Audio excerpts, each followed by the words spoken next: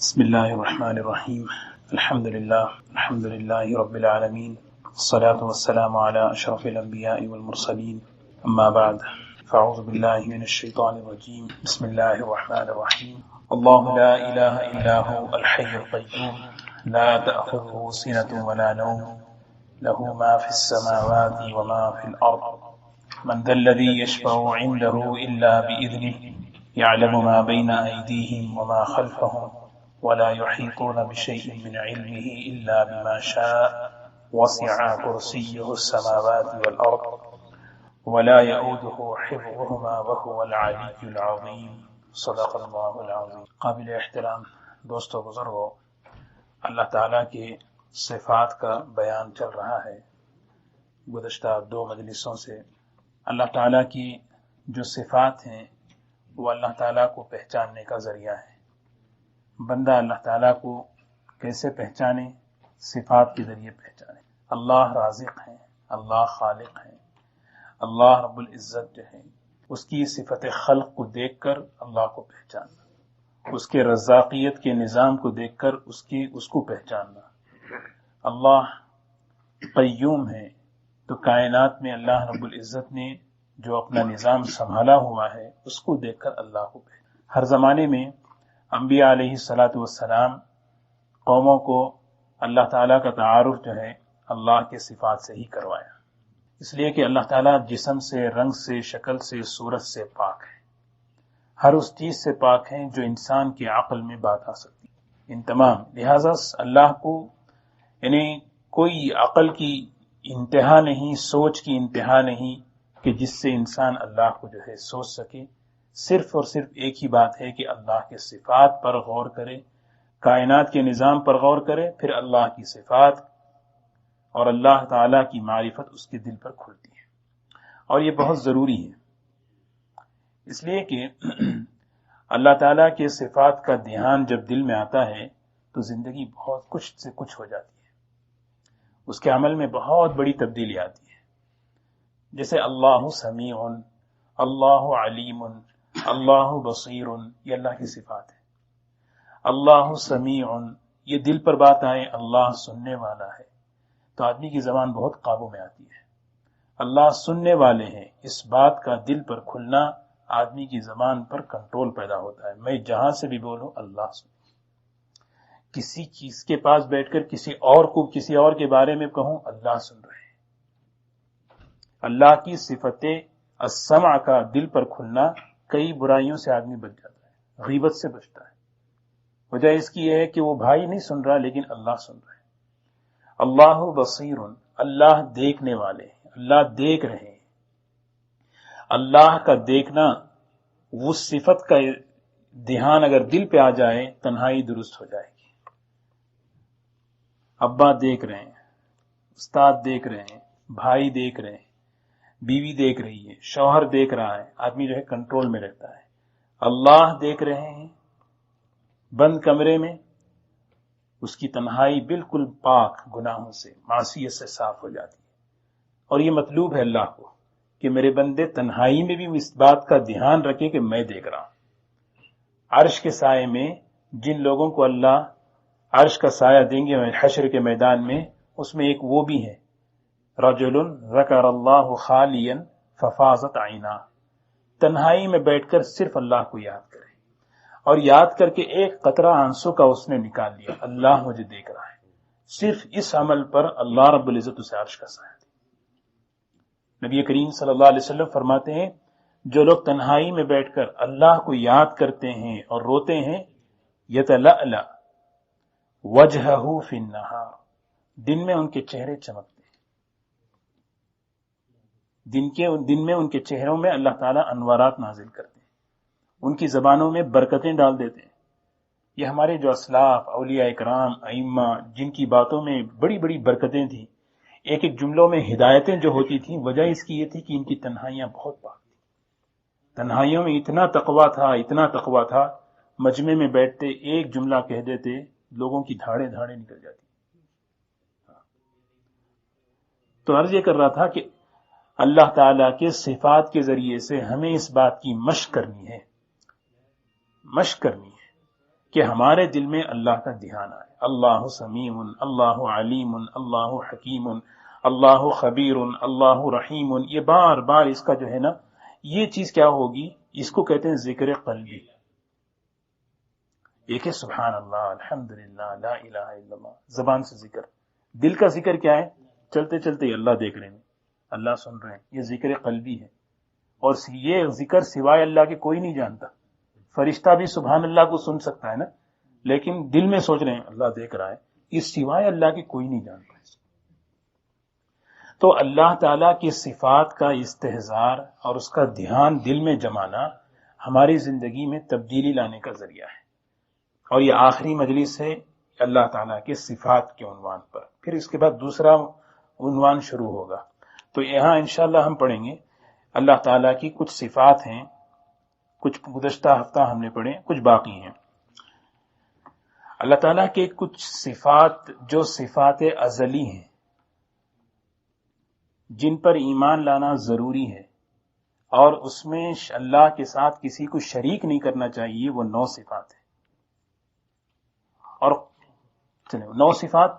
سب سے پہلے اللہ کی صفت حیات. اللہ حی. اللہ برائے مہربانی تھوڑا سا فون بند کر دیجیے. اچھا معاف فرمائے. ایک ہے اللہ تعالیٰ کی صفت حیات، ایک ہے اللہ تعالیٰ کی صفت علم، ایک ہے اللہ تعالیٰ کی صفت قدرت. قدرت کا مطلب اللہ کے علاوہ کسی کو کوئی قدرت نہیں ہے، صرف اللہ کو قدرت. 3. چوتھے اللہ کی صفت السمع، اللہ کی صفت البصر، کہ اللہ سنتے ہیں، قریب سے بھی سنتے ہیں، دور سے بھی سنتے ہیں. قریب اور دور میرے اور آپ کے لیے ہے، اللہ کے لیے دونوں برابر ہیں، ہے نا. اللہ تعالیٰ کے لیے دونوں برابر ہیں، قریب سے اور دور جو ہے نا انسان کے لیے، مخلوق کے لیے. البصر، دیکھنے کے لیے مجھے کسی کی رکاوٹ کی ضرورت نہیں، مجھے جو ہے رکاوٹوں کی ضرورت نہیں چاہیے، لیکن اللہ رب العزت بغیر کسی رکاوٹ کے سمندر کی گہرائی میں بھی بغیر کسی سبب کے اللہ دیکھتے ہیں. اس کو کہتے ہیں اللہ بصیر. کتنے ہوئے؟ 5 ہوئے. حیات، علم، قدرت، سمع، بصر، صفت ارادہ. پوری کائنات اللہ کے ارادے سے بنی. اللہ کی مشیت. نمبر 7، مشیت، دنیا میں جو کچھ ہو رہا ہے اللہ کا چاہا ہو رہا ہے، اللہ کے چاہنے سے ہو رہا ہے، اللہ کا چاہا ہو رہا ہے. 8ویں صفت اللہ کی صفت الخلق، کہ پوری دنیا کو اللہ نے پیدا کیا. 9ویں صفت اللہ کی صفت الرزق. رزق کے معنی ہے پوری دنیا کو اللہ، پوری کائنات کی ہر مخلوق کو اللہ پال رہے ہیں. یہ 9 صفات قرآن پاک میں سب سے زیادہ بیان کی ہیں. وجہ اس کی یہ ہے کہ سب سے زیادہ لوگوں کو انہی صفات میں ٹھوکر لگی ہے.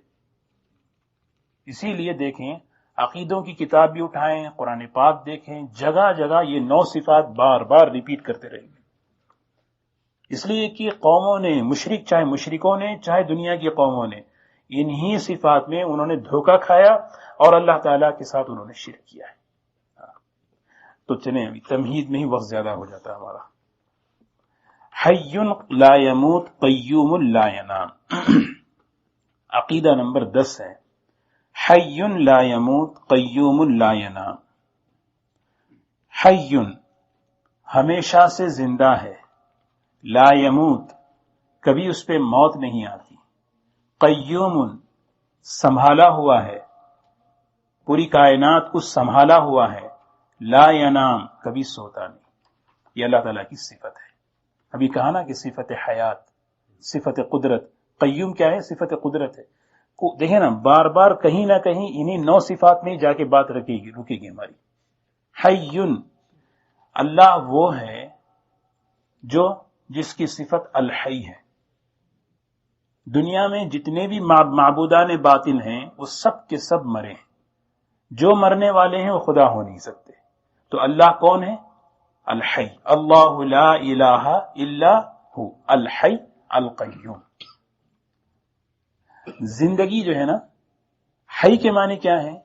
دنیا میں جہاں جہاں بھی زندگی نظر آ رہی ہے اس کی صفت الحیات کا اثر ہے. کوئی درخت ہے، درخت بڑھ رہا ہے، اس میں زندگی ہے. کہاں سے زندگی آئی؟ اللہ کی صفت الحی کا اثر اس درخت میں ہے. انسان بڑھ رہا ہے، کیسے بڑھ رہا ہے؟ اس میں جان ہے، زندگی ہے. کیسے ہے؟ اللہ کی صفت الحی کا اثر ہے. اللہ کی صفت الحی کا اثر ہے. زندگی کو اس نے پیدا کیا، کسی زندگی نے اس کو نہیں پیدا کیا. زندگی، حیات کا اردو میں ترجمہ زندگی ہے. زندگی کو اس نے پیدا کیا، اور زندگی سے مراد انسان کی زندگی، جانور کی زندگی، نباتات کی زندگی، چاہے زندگی جہاں جس درجے میں پائی جا رہی ہے، اس تمام زندگیوں کو پیدا کرنے والے صرف اللہ ہیں، لیکن کسی زندگی نے اس کو نہیں پیدا کیا. یہ ہے الحی. قیوم، قیوم کے معنی ہیں سنبھالنا. قیام، اللہ کے علاوہ کوئی ذات ایسی نہیں جو کائنات کو قائم رکھ سکے. اللہ کے علاوہ کوئی نہیں جو کائنات کو سنبھالے. اس کی ایک مثال آسمان کی چھت ہے. بغیر ستون کے آسمان کی چھت بنی ہے. گھر کی چھت کے لیے دیواروں کی ضرورت ہے، لیکن اللہ نے آسمان اتنی بڑی چھت بنائی، لیکن وہ چھت بغیر ستون کے جو قائم ہے وہ اللہ کی صفت القیوم کا اثر ہے. اللہ رب العزت اپنی صفت قیومیت وہاں سے ہٹا لیں. ان اللہ یمسک السماوات والارض ان تزولا ولئن زالتا ان امسکہما من احد من بعدی انہ کان حلیما غفورا. گناہ اتنے کر رہے ہیں تم لوگ، میرا حلم ہے، میری غفاریت ہے کہ میں اس کو روکا ہوا ہوں، ورنہ زمین پہ اتنے گناہ ہیں کہ میں اس کو اپنی صفت قیومیت سے ہٹا لوں تو آسمان گر پڑے اور ساری کائنات برباد ہو جائے. تو پوری مثال ہے، یہ پورا آسمان جو بغیر چھت کے، بغیر ستون کے جو کھڑا ہے، یہ کون سنبھالا ہوا ہے؟ صرف اللہ. میری زندگی کو کون سنبھالا ہوا ہے؟ اللہ. انتم اشد خلقا ام السماء بناها. اللہ پوچھ رہے ہیں تم بڑے ہو یا آسمان بڑا دیکھنے میں؟ آسمان جیسی طاقتور مخلوق کو جب میں سنبھالا ہوں تو تمہارا سنبھالنا کون سی بڑی بات ہے؟ یہ اللہ کی الصفت قیومیت کا استحضار اور دھیان کہ میرے حالات کتنے بھی الجھ جائیں لیکن سنبھالنے والے کون ہیں؟ اللہ. میں سو جاؤں گا لیکن اللہ، مسلم کی روایت ہے ان اللہ لا ینام، اللہ سوتے نہیں، ولا ينبغي له ان ینام، اس کے لیے مناسب نہیں کہ وہ سوئے. اللہ سوتے نہیں، اللہ کو اونگ نہیں آتی. یہ دونوں چیزیں تھکن سے آتی ہیں اور اللہ تھکن سے پاک ہیں، لہذا اونگ بھی نہیں، نیند بھی نہیں. یہ کمال قیومیت کی دلیل ہے. قیوم ہے نا اللہ کی صفت، قیومیت کے کمال کی دلیل ہے. اور اللہ کے علاوہ جتنے بھی معبودان باطل ہیں، دنیا جن کو بھی پوچھتی ہے وہ سوتے ہیں. عیسیٰ علیہ السلام سوتے ہیں، سوئے نہیں سوئے؟ عیسیٰ علیہ السلام سوتے ہیں، تھکتے ہیں. اولیاء کرام تھکتے ہیں، سوتے ہیں. اور انبیاء علیہ السلام انہیں تھکن ہوتی ہے، وہ سوتے ہیں. جو تھکتا ہے، جو سوتا ہے، وہ خدا ہو نہیں سکتا. ایک لمحے کے لیے اگر اللہ رب العزت جو ہے نا، اگر اللہ رب العزت کو اونگ آ جائے، ساری کائنات تباہ و برباد ہو جائے. اسی لیے اللہ رب العزت کو یہ دو، اللہ تعالیٰ کی دو صفات بڑے طاقتور ہیں، الحی، القیوم. پوری دنیا میں زندگی جہاں جہاں ہے، اللہ کی صفت الحی کا اثر، اور پوری کائنات کے نظام کو اللہ ہی سنبھالے ہوئے ہیں. اور نبی کریم صلی اللہ علیہ وسلم نے ارشاد فرمایا حی قیوم اسم اعظم ہے، اور ہمیشہ پریشانی میں یہ دعا پڑھتے تھے یا حیو یا قیوم. یہ دیکھیں، یہ تو پریشانی میں آدمی کیوں پڑھتا ہے؟ پریشانی میں آدمی کی جو ہے نا پریشانی کیا ہے؟ پریشانی جو ہے نا یہ فارسی لفظ ہے. شان کہتے ہیں حالت کو، پری اڑنا، شان حالت آدمی کی اڑتی رہتی ہے، اسی لیے اس کو پریشانی کہتے ہیں. لیکن آدمی کو چاہے ترجمہ معلوم ہو یا نہ ہو، لیکن حالت اڑتی رہتی ہے.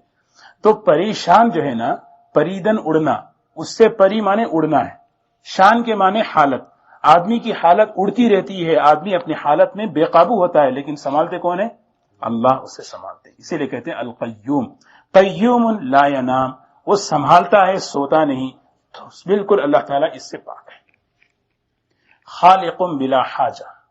11 خالق، مخلوق کو اس نے پیدا کیا، پوری مخلوق کو، بلا حاجت، اس مخلوق کی اس کو کوئی ضرورت نہیں تھی. یہ ڈیسک میں بنایا اس لیے کہ مجھے اس کی ضرورت ہے. یہ فرق خالق میں اور مخلوق میں. مخلوق کوئی بھی چیز بناتی ہے اپنی ضرورت کے لیے بناتی ہے. میں گھر بنایا مجھے اس میں رہنا ہے. میں گاڑی بنایا مجھے اس میں رہنا ہے. اللہ نے آسمان بنایا، اللہ آسمان سے بے نیاز. اللہ نے زمین بنائی، اللہ زمین سے بے نیاز. صاف قرآن میں کئی جگہ خلق لکم ما فی الارض جمیعا، زمین میں جتنی چیزیں ہیں تمہاری نفع کے لیے بنائی ہیں، اس میں مجھے کوئی فائدہ نہیں ہے. خالقم بلا حاجہ، یہ عقیدہ ہے. ساری مخلوق کو اس نے پیدا کیا بغیر کسی ضرورت کے. جتنے عابد ہیں سارے عابدوں کو اس نے بنایا، اس کو عبادت کی ضرورت نہیں تھی کہ میری کوئی عبادت کرے. ہاں، اسی لیے یہ عقیدہ ہے کہ سارے انسان فرما بردار بن جائیں، اس کی شان میں ذرا بھی ترقی نہیں. سارے انسان ابو جہل کے برابر بھی ہو جائیں، اس کی شان میں ذرا بھی کمی نہیں آتی. کما یلیق بشانہ، اللہ ہر زمانے میں ہر وقت اپنی شان کے مطابق ہے. اس کو کہتے ہیں خالق بلا حاجہ. خالق بلا حاجہ، کوئی اس کو کسی چیز کی ضرورت نہیں تھی. اپنے یعنی کہ سب کس کے لیے بنایا؟ تمہارے لیے بنایا، تمہارے لیے بنایا. ہاں، 11ویں صفت، 11ویں عقیدے کا دوسرا پارٹ، رازقم بلا مؤنتن. رازقن پالنے والا ہے، رزق دینے والا ہے، بلا مؤنتن بغیر کسی مشقت کے. پوری مخلوق کو پیدا کیا، پوری مخلوق کو پیدا کر کے پال رہا ہے، اور پوری مخلوق کو پالا بغیر کسی مشقت کے، محنت کے، اور جو ہے بغیر کسی بوجھ کے. یہ اللہ ہے. ان اللہ هو الرزاق، اور بغیر کسی معاوضے کے طلب کے. اسی لیے صاف قرآن پاک کی آیت ہے، لا نسألک رزقا، ہم آپ سے رزق نہیں چاہتے. ما اريد منکم من رزق وما اريد ان يطعمون ان اللہ هو الرزاق ذو القوة المتین. صاحب اللہ کہہ رہے ہیں کہ ہم تم سے رزق نہیں چاہتے. یہ عقیدے کے پیچھے ایک چیز ہے. مطلب یہ ہے کہ پالنے والے اللہ ہیں اور بغیر مشقت کے پالتے ہیں. کس کو؟ پوری مخلوق کو. سمندر کی مخلوق الگ، زمین کی مخلوق الگ. اس کی مخلوق کو سوچ ہی نہیں سکتے اتنی مخلوق. جس مخلوق کو جو ضرورت ہے وہ اللہ دیتے ہیں. اس کی صفت رزاقیت کا بڑا عجیب نظام ہے. جو مخلوق گھاس کھاتی ہے نا، اس کے لیے صرف گھاس. جو مخلوق گوشت کھاتی ہے اس کے لیے صرف گوشت. جو مخلوق، بعض پرندے ایسے ہیں جو صرف مچھلیاں کھاتے ہیں، اللہ ان کو مچھلیاں ہی کھلاتے ہیں. بعض ہیں جو رات میں نکلتے ہیں، دن میں نظر آتا ہی نہیں، اللہ ان کو رات میں دیتے ہیں. بعض ہیں جو رات میں نکلتے ہیں، دن میں ڈر کی وجہ سے اللہ ان کو رات میں ہی کھلاتے ہیں. یہ اللہ کی صفت رزاقیت کا نظام ہے. وہ مثال مجھے بار بار یاد آتی ہے. حدیث میں حضرت داؤد علیہ السلام نے جو اللہ کو پکارا تھا، یا رازق الغراب النعاب فی عشہ، اے وہ پالنے والے اللہ، کوے کے بچے کو اس کے گھونسلے میں رزق پہنچانے والے اللہ. کوے کے بچے کو اس کے گھونسلے میں پالنے والے کون؟ اللہ. کیسے پالتے ہیں؟ کوے کا جب بچہ ہوتا ہے تو وہ بالکل سفید رنگ کا ہوتا ہے. کوا کالا. کوا جو ہے نا اپنے بچے کو دیکھتا ہے، میں ہوں کالا اور یہ ہے سفید، میرا نہیں ہے، چھوڑ دیتا ہے اس کو. اور حدیث میں آتا ہے اللہ رب العزت اس موقع پر اس کا منہ کھول دیتے ہیں بچے کا. عجیب قسم کی مکھیاں اس کے منہ میں پہنچاتے ہیں، یہاں تک کہ وہ اس سے وہ پرورش ہوتے ہوتے ہوتے اس کا اصلی رنگ اس کے جسم پہ چڑھتا ہے. پھر کوا دیکھتا ہے یہ تو اپنا ہے. ماں بھی جب اس کو چھوڑ دی تو اس وقت کون پالا؟ اللہ. رازقم بلا مؤنتن. ایک گھر چلانے کے لیے کتنی محنت کرنی پڑتی نہیں؟ 8 گھنٹے جاب، 10 گھنٹے جاب. ایک شادی بیٹے کی کرنا ہے تو 30 سال کی کمائی ہے نہیں. یعنی آدمی تھک جاتا ہے ایک چند لوگوں کو کھلا کر. لیکن اللہ کون ہے؟ بغیر مؤنتن مانے بغیر کسی محنت کے، مشقت کے، بغیر کسی اور بغیر کسی معاوضے کے. ایک بات رکھیں، رازقم بلا مؤنتن کا ایک ترجمہ یہ ہے اللہ تعالیٰ بغیر کسی معاوضے کے اللہ کھلاتے ہیں. مطلب یہ ہے نماز پڑھا تو ہی کھلاتے ہیں ایسا نہیں ہے، فجر چھوڑنے والے کو بھی دن بھر کھلاتے ہیں. یہ ہے رازق.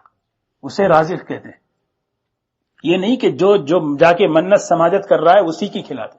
ایسا ہے اللہ دعا کرنے والے کو ہی دے رہے ہیں، روزہ رکھنے والے کو ہی دے رہے ہیں، اس کی عبادت کرنے والے کو دے رہے ہیں؟ نہیں بھائی، اللہ رب العزت تو شرابی کو بھی دے رہے ہیں، اور بدکار کو بھی دے رہے ہیں حرام کا.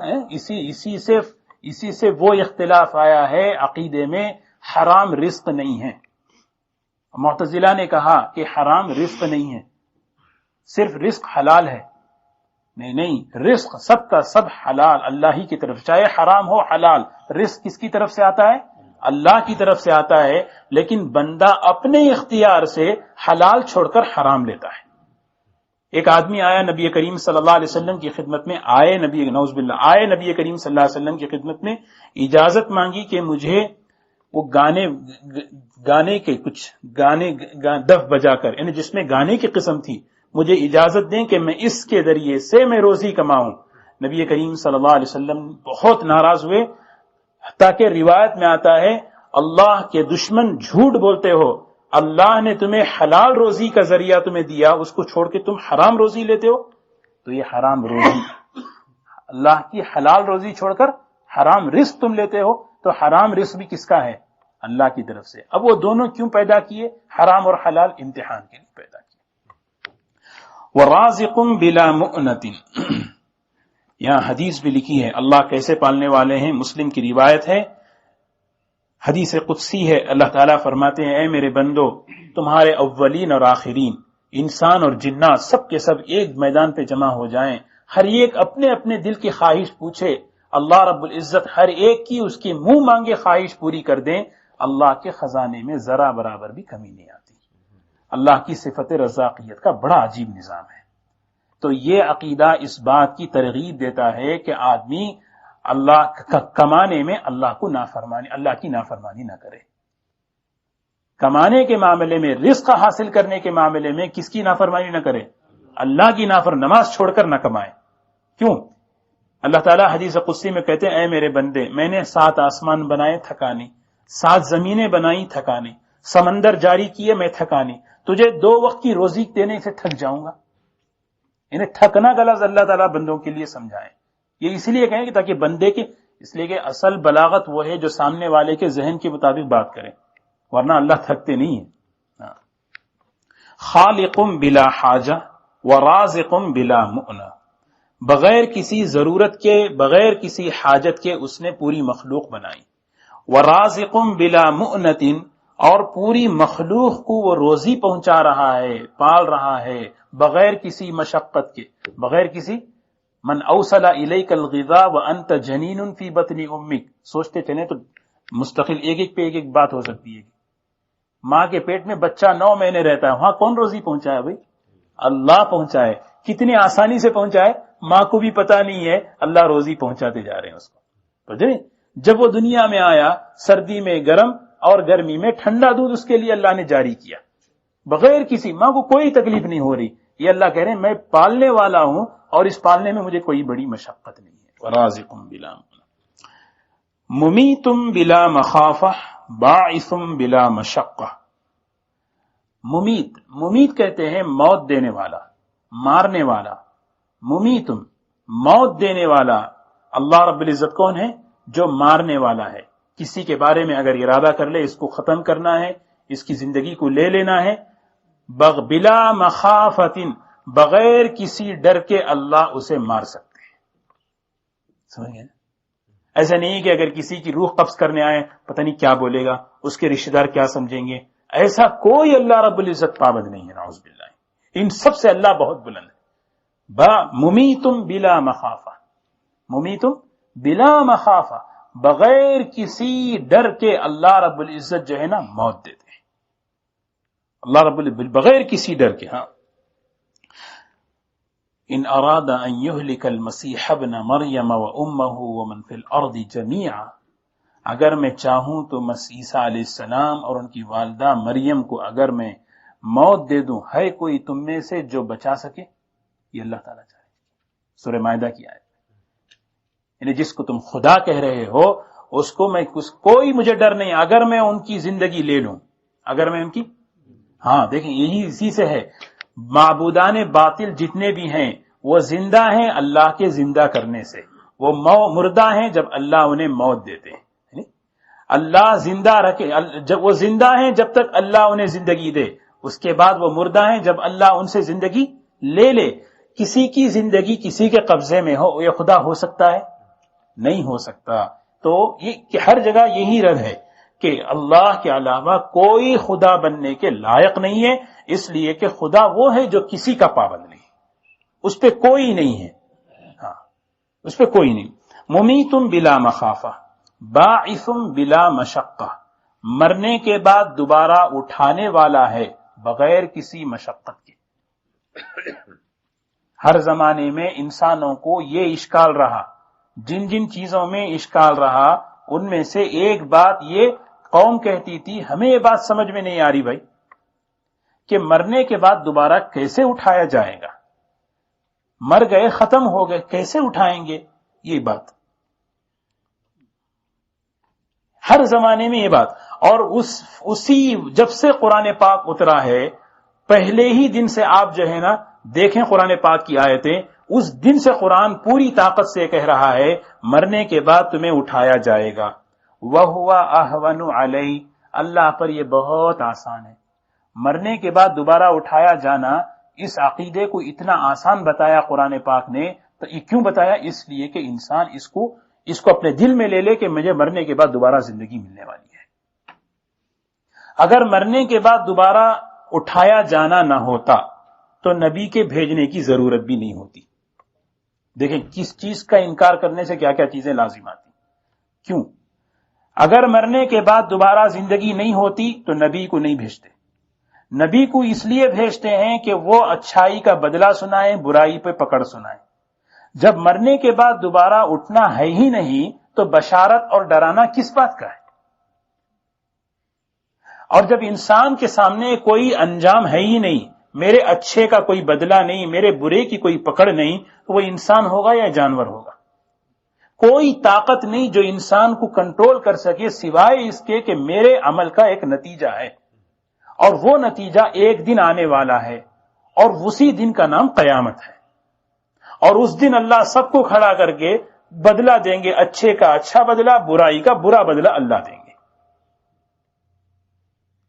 تو اسی لیے نبی کا بھی آنا ضروری ہے، وہ سمجھائیں کہ دیکھو یہ چیزیں اچھی ہیں، یہ چیزیں خراب ہیں. اسی سے یہ مضمون. اور قرآن پاک میں اللہ تعالیٰ نے اس عقیدے کو عقل سے بھی سمجھایا، علمی دلائل سے سمجھایا، واقعات سے. حضرت عزیر علیہ السلام کا قصہ، اصحاب کہف کا قصہ، حضرت ابراہیم علیہ السلام کا وہ پرندوں والا قصہ، ساری قصے اسی مضمون کو سمجھانے کے لیے مرنے کے بعد دوبارہ اللہ اٹھائیں گے، اور اس کے لیے کوئی مشکل کام نہیں، آسان ہے. باعث بلا مشقہ، وہ اٹھانے والا ہے. بعث بعد الموت، مرنے کے بعد تمہیں اٹھا کے کھڑا کرے گا، بلا مشقت، بغیر کسی تھکان کے، بغیر کسی مشقت کے.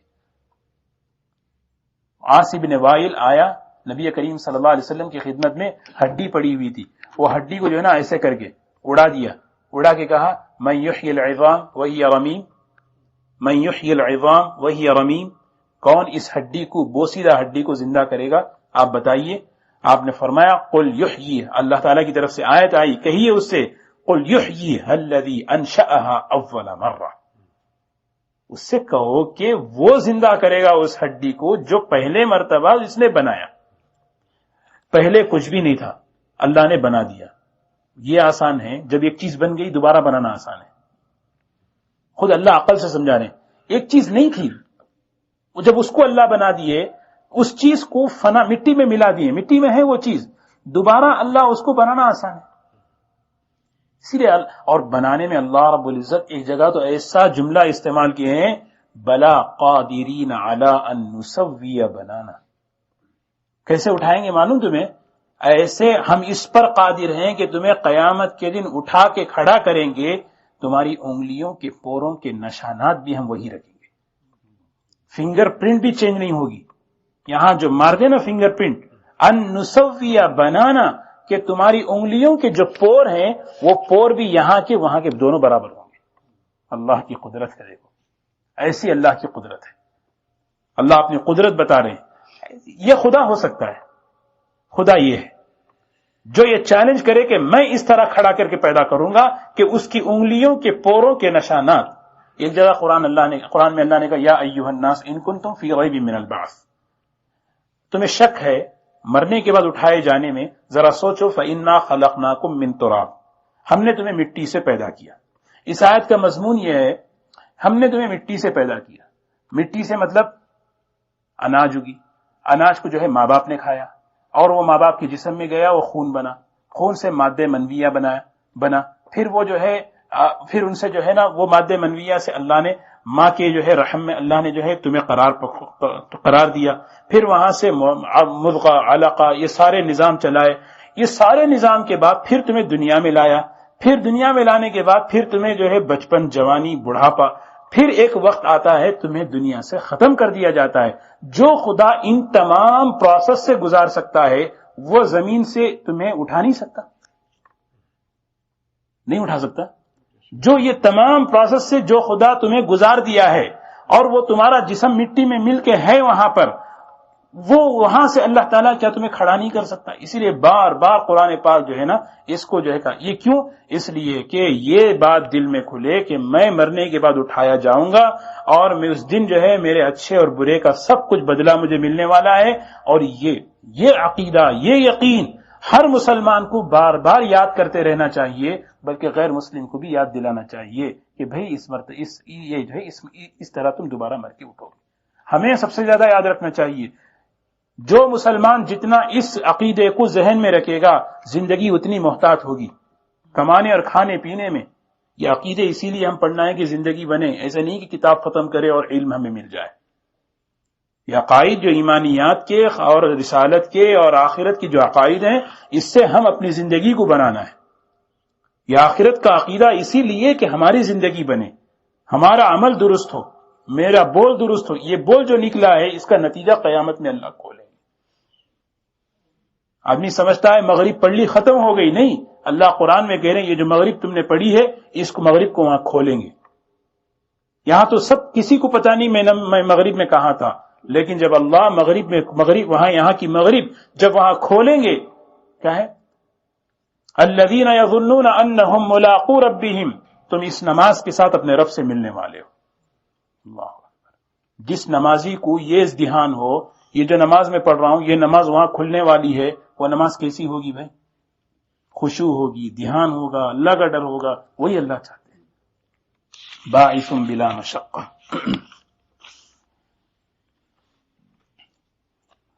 13, 14, 15, 16, 17 یہ جو 4 عقیدے ہیں, یہ 4 باتیں جو ہیں نا اس کے بارے میں یہ سمجھ لیں. یہ امام طحاوی رحمۃ اللہ علیہ اللہ تعالیٰ کی صفات کو بیان کرنے کے بعد ایک بات ہمیں سمجھا رہے ہیں. اس بات کو سمجھ لیں, پھر یہ چیز آسان ہے ترجمے کے اعتبار سے. اللہ تعالیٰ کی جو صفات ہیں نا, اللہ اپنے صفات میں ہمیشہ سے ہے. اس کو آسانی سے سمجھ, اللہ اپنے صفات میں ہمیشہ سے ہے. مطلب کیا؟ اللہ خالق ہے. اللہ کون ہے؟ خالق ہے. کیوں؟ اس نے مجھے پیدا کیا, اس لیے اس نے مجھے پیدا کیا, خالق ہے, لیکن صفت خلق میرے پیدا کرنے سے پہلے بھی اس کے پاس تھی. اللہ کی جو صفات ہیں وہ صفات کا ظہور ہونے سے پہلے وہ صفات اللہ کے پاس تھی. اللہ ان صفات سے متصف ہے.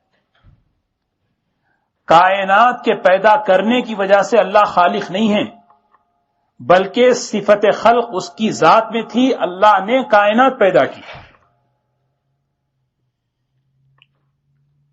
ایک مقالہ لکھتے ہیں تو ڈاکٹری کا جو ہے نا لقب ملتا ہے, لکھنے کی وجہ سے ملا, یعنی لکھنے کی وجہ سے ملا. کوئی چیز پاس کرتے ہیں تو پھر لقب ملتا ہے, ڈاکٹر, انجینئر, فلاں فلاں فلاں. اللہ رب العزت کی ایسی بات نہیں. پوری کائنات کی پرورش کر رہا ہے, اس لیے وہ رب ہے نہیں. مرنے کے بعد دوبارہ اٹھایا جانے والا ہے, مرنے کے بعد دوبارہ اپنے بندوں کو وہ اٹھائے گا, اس لیے اس کا نام المحیی ہے نہیں, بلکہ المحیی اس کی صفت میں پہلے سے ہے, الخالق اس کی ذات میں پہلے سے ہے, الباری اس کی ذات میں پہلے سے ہے, الرب وہ پہلے سے بھی الرب ہے. مدد کرنے کی وجہ سے وہ ناصر نہیں ہے, بلکہ پہلے سے وہ ناصر ہے. سمجھ گئے نا؟ اتنا سمجھ لیں بس. یہ چاروں کا خلاصہ اتنا ہے. اللہ رب العزت اپنی ذات, اللہ کے صفات اس کی ذات کے ساتھ ہمیشہ سے ہیں. قرآن پاک حدیث میں آتا ہے 50,000 سال پہلے جو ہے قرآن پاک کو لکھا گیا، یعنی دنیا بنانے سے 50,000 سال پہلے کیا لکھا گیا؟ قرآن پاک لکھا گیا۔ اب سوچیں اللہ کا علم کتنا، 50,000 سال پہلے کائنات بنی ہی نہیں، جب بھی اللہ کریں ہم خالق ہیں، ہم مالک ہیں، ہم رازق ہیں، حالانکہ کوئی مخلوق دنیا میں نہیں، کسی کو روزی دے ہی نہیں رہا، ہے ہی نہیں کوئی مخلوق، پھر بھی قرآن میں ہے والرزاق، والرزاق ہے نہیں، ہم مدد کرنے والے ہیں، کیوں؟ اللہ کی صفات ہمیشہ اس کے ساتھ ہے۔ اور دوسری بات، مخلوق کو پیدا کرنے کے بعد اس کی صفت میں ترقی ہو گئی، یہ بھی نہیں، پالنے کی وجہ سے اس کی صفت رزاقیت میں بڑھوتری ہو گئی، یہ بھی نہیں، کسی کی مدد کرنے کی وجہ سے اس کی صفت میں زیادتی ہو گئی، یہ نہیں، سمجھ گئے نا؟ اللہ کی صفات میں اللہ کی صفات میں کبھی بھی جو ہے نا زیادتی نہیں، اللہ ہمیشہ اپنی شان کے ساتھ، اپنے صفات کے ساتھ ہے۔ وہی ہے اس کا ترجمہ، ما زال بصفاته قدیما قبل خلقه، اللہ تعالی مخلوق کو پیدا کرنے سے پہلے اپنی صفات کے ساتھ ہمیشہ سے ہیں۔ لم یزدد بکونہم شیئا لم یکن قبلہم من صفاته، ایسا نہیں کہ مخلوق کو پیدا کرنے کی وجہ سے ان کے صفات میں اضافہ ہوا، ایسا نہیں، مخلوق کو پیدا کرنے کی وجہ سے ان کے صفات میں اضافہ ہوا، اور لم یکن قبلہم من صفاته، اور وہ صفت الخلق کی جو صفت ہے مخلوق کو پیدا کرنے سے پہلے نہیں تھی اللہ کے پاس، اللہ نے کائنات کو پیدا کیا تو اس کا ٹائٹل خالق لگ گیا، ایسا نہیں، سمجھ گئے نا؟ یہ ذرا ذہن میں رکھ لیں اس کو، اللہ کا کائنات کو پیدا کرنے کی وجہ سے الخالق اس کی صفت ہے، یہ نہیں ہے، الخالق اس کی صفت ہمیشہ سے ہے، اور پھر پوری کائنات کو پیدا کرنے کے بعد الخالق میں ترقی ہوئی، یہ بھی نہیں، بلکہ وہ ہمیشہ سے الخالق ہے، ہمیشہ الخالق رہے گا، یہ ہے بات۔ کما کان بصفاته ازلیا، جس طرح وہ اپنے صفات میں ہمیشہ سے ہے، کذالک لا یزال علیہا ابدیا، اسی طرح وہ ہمیشہ اپنے صفات میں رہے گا۔ اسی لیے قرآن پاک میں دونوں چیزیں ہیں، وَكَانَ اللَّهُ عَلِيمًا حَكِيمًا، اللہ تعالیٰ ہمیشہ سے علم والے، حکمت والے، وَهُوَ الْعَلِيمُ الْحَكِيمُ، کبھی کانا کے ساتھ ہے، کبھی وہوا کے ساتھ ہے، فرق ہے۔ وَهُوَ الْغَفُورُ الرَّحِيمُ، وَكَانَ اللَّهُ غَفُورًا رَحِيمًا، وَهُوَ السَّمِيعُ الْعَلِيمُ، وَكَانَ اللَّهُ سَمِيعًا عَلِيمًا، یہ قرآن میں سنے نہیں کبھی آپ؟ کبھی کان اللہ سمیعا علیما، کبھی وہو السمیع العلیم، یہی بات بتائی جا رہی ہے مخلوق کے وجود میں آنے سے پہلے بھی یہ صفت اللہ کے پاس تھی، اللہ علیم تھے، اللہ حکیم تھے، اللہ غفور تھے، حالانکہ اپنی صفت غفاریت کا مظاہرہ کرنے کے لیے مخلوق تھی نہیں، لیکن پھر بھی جب سے اللہ غفور ہے اور کسی کو معاف کر دیے اس کی غفاریت میں ترقی نہیں، ہمیشہ سے اللہ۔ اور وہی چیز سمجھا رہے دوبارہ امام طحاوی، لیس منذ خلق الخلق استفاد اسم الخالق ولا باحداثه البریۃ استفاد اسم الباری، وہی بات ہے، مخلوق کو پیدا کرنے کی وجہ سے اس کا نام الخالق نہیں ہے، مخلوق کو وجود بخشنے کی وجہ سے اس کو الباری نہیں کہتے، بلکہ باری پہلے سے ہے، خالق پہلے سے ہے۔ فَلَهُ مَعْنَى الرُّبُوبِيَّةِ وَلَا مَرْبُوب، اللہ کون ہے؟ رب ہے، اللہ رب ہے، ہم سب مربوب ہیں، ہم سب کون ہیں؟ مربوب کے معنی جن کی تربیت کر رہے ہیں، رب تربیت کرنے والا۔ تربیت کی علامتیں کیا ہیں؟ آسمان سے پانی برسانا، زمین کا بنانا، آسمان بنانا، ہواؤں کا چلانا، کھانے پینے کا نظام چلانا، یہ سب تربیت کی علامتیں ہیں۔ تربیت کی علامتیں سے پہلے اور مربوب کے وجود سے پہلے اللہ رب ہے۔ جس طرح اللہ خالق ہے پہلے سے، اس طرح اللہ کون ہے؟ رب ہے۔ اللہ کسی کو پرورش کیے ہی نہیں جب سے اللہ رب ہے۔ ہاں وہی اسی طرح کما نمبر 16 انہ محیی الموتى، محیی الموتى کے معنی مردے کو زندہ کرنے والے۔ کب کریں گے؟ قیامت کے دن کریں گے نا، لیکن ابھی سے اللہ کو کہیں گے وہ محیی الموتى ہے، حالانکہ کیا نہیں۔ سمجھ گئے؟ یہی بات ہے۔ ہاں واستحق هذا الاسم قبل احیائهم، اس اسم کا مستحق ہے اللہ کب؟ قبل احیائهم، ان لوگوں کو زندہ کرنے سے پہلے۔ قبر میں زندہ کرے گا ہمیں، اور جو ہے کب کرے گا؟ حشر کے میدان میں زندہ کرے گا. اس زندہ کرنے سے پہلے ہی اللہ کا اسم المحیی الموتا ہے. محیی الموتا، مردے کو زندہ کرنے والا.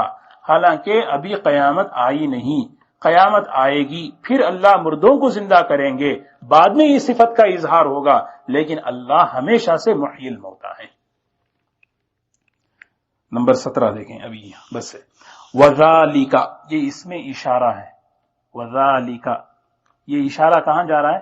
یہ اشارہ جو ہے اللہ کی ذات، اللہ تعالی کی صفات، یہ جو اللہ کی صفات ہیں اس کی ذات میں ہمیشہ سے ہیں، پہلے سے بھی ہیں. مخلوق میں پیدا کرنے کی وجہ سے، مخلوق یہ ذالک یعنی یہ صفات اللہ کی ذات میں ہمیشہ سے ہیں، ہمیشہ سے ہیں. اسی لیے بِأَنَّهُ عَلَى كُلِّ شَيْءٍ قَدِيرٌ، یہ صفات اس کی ذات میں ہمیشہ سے ہیں، اسی لیے وہ ہر چیز پہ قدرت رکھتا ہے. اب اللہ کی صفت قدرت کا بیان، ہر چیز پر قدرت اللہ رکھتا ہے، ہر چیز پر قدرت. یہ ایک عقیدہ، ایک فہم، ہاں وہ بیان میں بھی بات آئی تھی اس کے بارے میں. بعض لوگوں کا یہ خیال ہے اللہ تعالیٰ پر یہ واجب ہے، اللہ تعالیٰ پر ایک یہ، ہاں وہ رازق لہم بلا مؤنۃ، وہ نمبر 12واں 11واں، اس کے بارے میں ایک بات ذہن سے نکل گئی، اس کو سمجھنا ہے. قرآن پاک کی آیت ہے نا، وما من دابۃ فی الارض الا علی اللہ رزقها، زمین پر کوئی چوپایا نہیں، سوائے زمین پر کوئی جانور نہیں، جاندار نہیں، مگر یہ کہ اللہ پر یہ ہے کہ اس کو کھلائے پلائے. الا علی اللہ، اللہ پر ہے، سمجھ گئے؟ اللہ پر ہے. یہاں اس کو عقیدے کے لین کی ایک بات سمجھنی ہے. اللہ رب العزت پوری کا مخلوق کو جو پالتے ہیں اپنے فضل سے پالتے ہیں، اللہ پر واجب نہیں ہے، ذمہ نہیں ہے. اللہ اگر پوری مخلوق کو بھوکا رکھے یہ اس کا عدل ہے، یہ اس کا انصاف ہے، وہ مالک ہے جو چاہے کر سکتا ہے. لیکن پوری مخلوق کو جو روزی دے رہے ہیں یہ اس کے فضل سے دے رہے ہیں. یہیں پہ ایک بعض لوگوں نے یہ کہا کہ اللہ پر ذمہ ہے کہ وہ مخلوق کو روزی دے. اللہ پر اگر ذمہ لگائیں تو اللہ رب العزت پابند ہو گئے، ہے نہیں؟ اور جو اللہ پابند ہو جاتے ہیں وہ مکمل قدرت والے نہیں ہوتے. یہی بات ہے وَذَلِكَ بِأَنَّهُ عَلَى كُلِّ شَيْءٍ قَدِيرٌ. اگر یہ کہیں کہ نہیں پالنا اللہ کے ذمے ہے، نہیں بھائی، پالنا ذمے نہیں ہے، مہربانی سے اس نے اپنے ذمے لیا ہے، یہ سمجھنا بس. اس نے اپنی مہربانی سے ذمے لیا ہے، ورنہ پالنا اس کے ذمے نہیں ہے.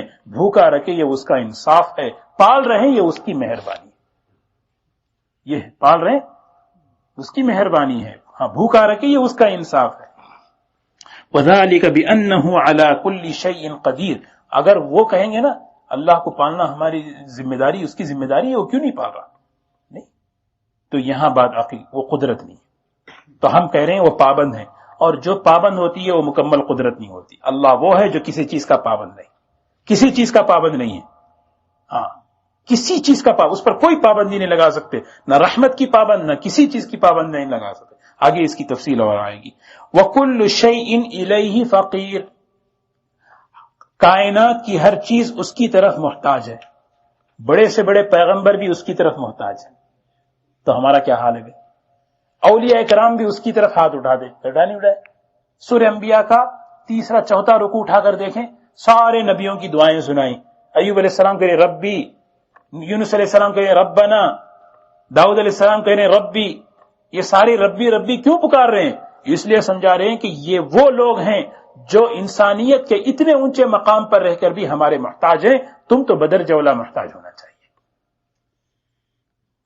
ایک آدمی محتاج ہے تو ایک محتاج دوسرے محتاج کے پاس جائے، ضرورت پوری ہو سکتی ہے؟ تمام اولیاء اکرام کس کے محتاج ہیں؟ اللہ کے محتاج ہیں. تو لہذا میں اگر کسی نعوذ باللہ کسی ولی سے اگر میں مدد مانگوں، وہ کیا ہوا؟ محتاج کے پاس اپنی حاجت لے گیا تو اس کی ضرورت پوری نہیں ہوئی بلکہ محتاجگی بڑھ گئی. اسی لیے سب کس کی طرف رجوع ہونا ہے؟ اللہ کی طرف رجوع ہونا ہے. ہاں اللہ کی طرف رجوع ہونا ہے. کل شیء الیہ فقیر. اسی لیے دیکھیں یہ ہر لائن میں، ہمارے ہندوستان میں ایک تروپتی ہے، وہاں ایک مزار ہے. ایک مزار کیا ہے؟ وہاں مندر ہے تروپتی. وہ وہاں جو بت بیٹھا ہوا ہے نا اس کو روزی کا مندر سمجھتے ہیں. روزی یعنی لڑکی کا نام نہیں، روزی یعنی رزق وہاں دیتا ہے، رزق وہاں سے ملتا ہے. انڈین تو انڈین، ساری دنیا وہاں جاتی ہے اور جو ہے کروڑوں روپے لگاتی ہے تاکہ ہمیں کچھ ملے. یہ عقیدہ نہیں. کل شیء الیہ فقیر، ہر چیز، پوری کائنات کی ہر چیز اس کی محتاج، اس کی ضرورت مند، اور وہ اللہ بے نیاز. پوری مخلوق اپنی محتاجگی میں کامل، اللہ اپنی بے نیازی میں کامل.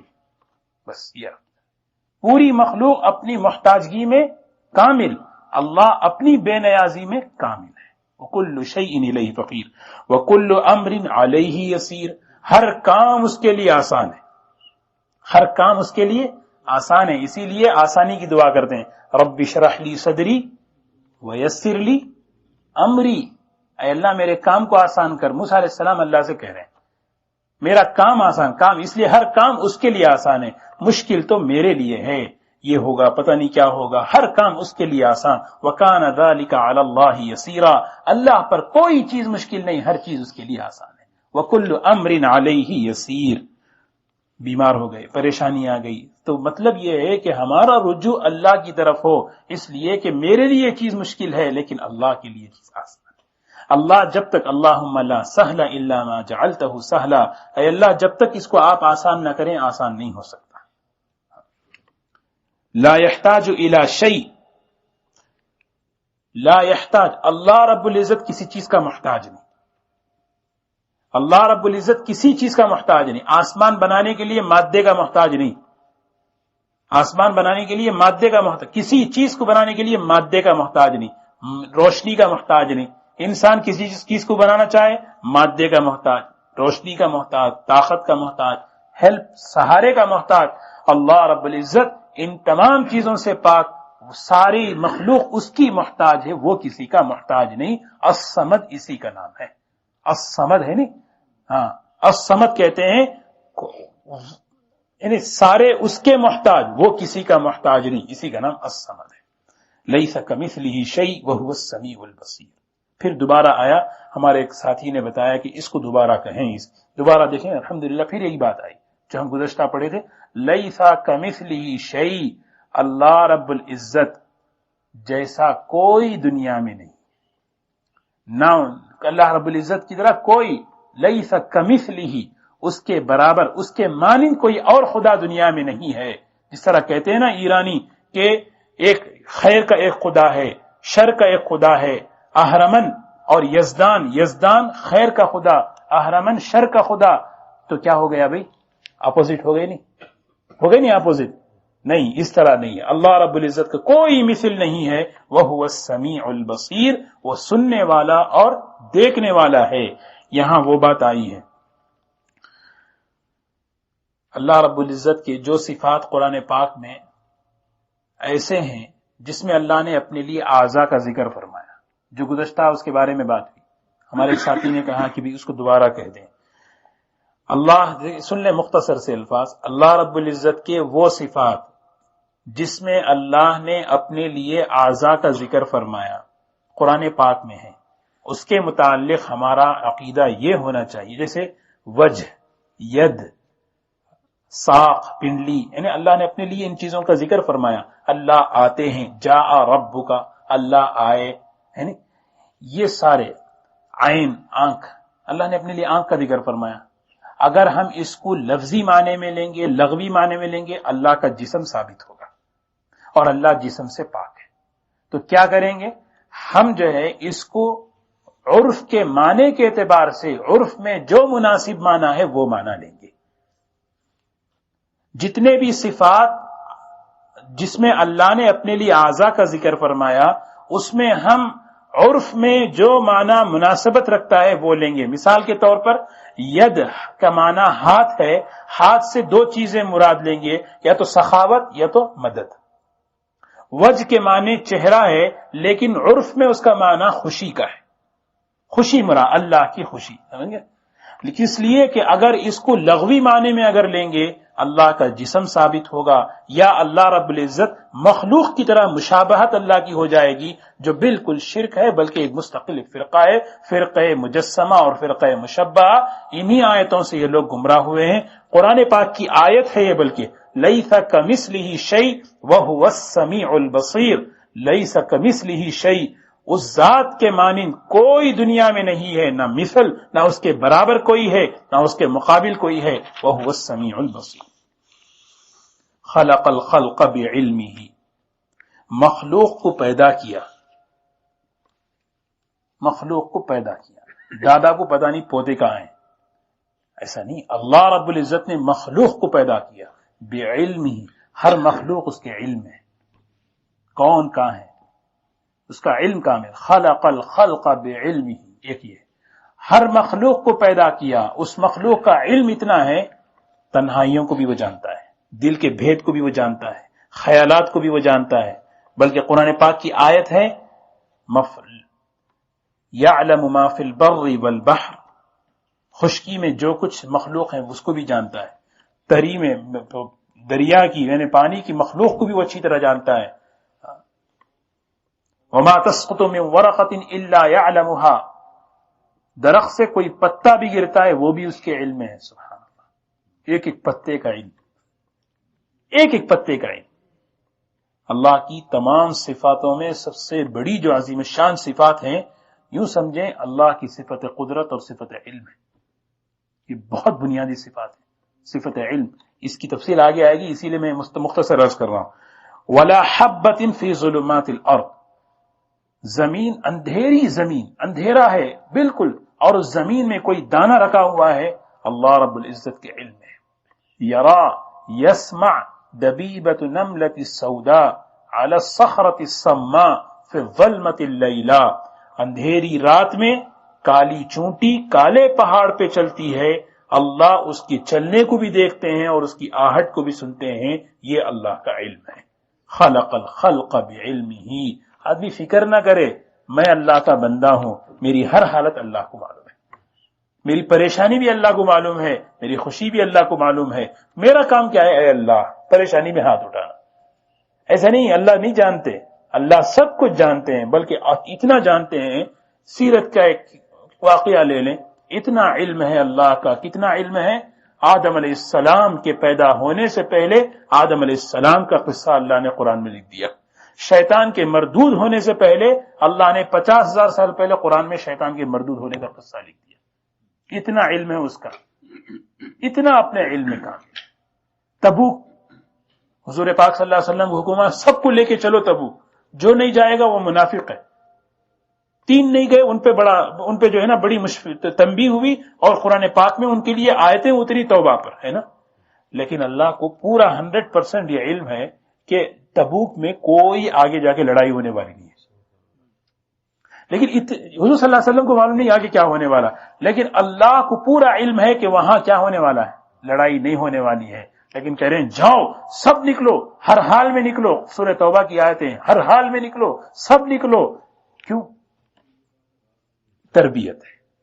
بدر میں حضور صلی اللہ علیہ وسلم صحابہ کو لے کے نکلے روکنے کے لیے، آپ تو روکنے کے لیے نکلے، لیکن اللہ کو علم ہے کہ یہ واپس جو ہے فتح کے بعد آئیں گے، یہ اللہ کا علم ہے۔ خلق الخلق بعلمہ وقدر لهم اقدارا، نمبر 28، وقدر لهم اقدارا، یہ صفت علم ہے نہیں، اسی علم کی بنیاد پر اللہ نے وقدر طے کر دیا، متعین کر دیا، لہم ہر مخلوق کے لیے، اقدارا اندازے کے مطابق۔ اللہ کا علم ہے نہیں، اللہ اپنے علم کی بنیاد پر ہر مخلوق کے لیے ہر چیز کو متعین کر دیا اور طے کر دیا، کس کو کتنی زندگی دینی ہے، کس کو موت کب دینی ہے، کس کو کتنی عزت دینی ہے، کس کو کب زوال دینا ہے، کس کو کب عروج دینا ہے، کس کو صحت میں رکھنا ہے، کس کو جو ہے غربت میں رکھنا ہے۔ یہ وقدر لهم اقدارا، اس نے اپنی مخلوق کے لیے ہر چیز کو اندازے کے مطابق، اندازن نہیں، اندھیر نگری چوپٹ راجا ایسا نہیں ہے، بلکہ مقدار، ہر ایک کی مقدار۔ کس کو کب کس وقت کیا چیز ملنی ہے، اللہ کا یہ حکیمانہ نظام ہے۔ تو ہمیں جو ہے جلدی نہیں کرو، یہ عقیدہ ہمیں سکھا رہا ہے۔ کوئی پریشانی آئے مانگتے رہو مانگتے رہو، صحت لکھ دی گئی ہے وہ آ کے رہے گی، کب آئے گی وہ لکھ دیا اللہ نے ہمارے لیے، کتنی آئے گی وہ بھی لکھ دیا ہے، کب آئے گی وہ بھی لکھ دیا۔ وَقَدَّرَ لَهُمْ أَقْدَارًا، ہر چیز کے خزانے کس کے پاس ہیں؟ اللہ کے پاس ہیں۔ لیکن اللہ کا حکیمانہ نظام دیکھیں، سبحان اللہ، جیسے جیسے دنیا ترقی کرتی جا رہی ہے اللہ رب العزت رزق کے اسباب ویسے ہی بڑھاتے جا رہے ہیں۔ کچھ سال پہلے کی بات دیکھیں تو آبادی جس اعتبار سے بڑھتی جا رہی تھی اناج اس اعتبار سے نہیں بڑھ رہا تھا۔ لوگ پریشان ہو گئے کہ چند سالوں میں قحط آ جائے گا پوری دنیا میں، اسی لیے کیا کرو، مولانا چلے گئے ورنہ آپ کو لطیفہ سناتے، بڑا اچھا لگتا۔ ہاں، آبادیاں گھٹاؤ، آبادی کم کرو، تو یہ بات پھیلی۔ لیکن اللہ رب العزت کا حکیمانہ نظام دیکھیں، اللہ کی سنت ہے، جیسے جیسے زمانہ بڑھتا جائے گا آبادی بڑھتی جائے گی ویسے اللہ تعالیٰ کیا کرتے جائیں گے، رزق کیا۔ اب خود سوچیں 50 سال پہلے کمانے کے جو اسباب آج ہیں وہ پہلے تھے، آج کتنی آسانی سے انسان کما رہا ہے۔ یہ اللہ کی سنت ہے، جیسے جیسے دنیا ترقی کرتی جائے گی اللہ اس وقت یہ ٹیکنالوجی 100 سال پہلے کیوں نہیں آئی؟